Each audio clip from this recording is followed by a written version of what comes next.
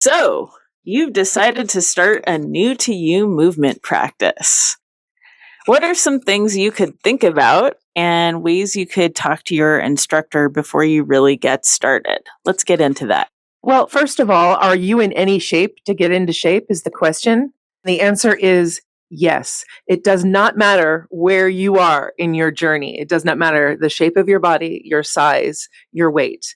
You can get started and you can get somewhere from where you are. I love that you brought that up, Mary. Yes, I often have a lot of students, co practitioners in yoga asanas practice who feel intimidated by that, or they are perhaps large bodied people who feel that there might not be modifications for them.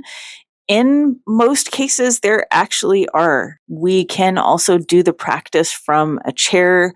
We can give you lots of extra padding or change the movement slightly. So it's great to come to your instructor with concerns you might have. And it's almost always possible to modify and customize the asanas practice as far as yoga goes. Same with Pilates. There's a modification for every exercise.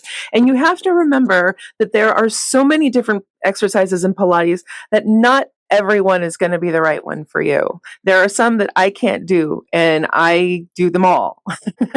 And there are some seasoned instructors who can't do certain things because it's just not made for their body. And that is okay. That's also part of why we offer child's pose or other types of resting poses as far as yoga asanas practice, so that if something really isn't for them and they've tried the modification and that's not really working, they can take a moment and rest, and that's okay too. I always appreciate that as an instructor. I'm supposed to be practicing non-judgment and non-harm.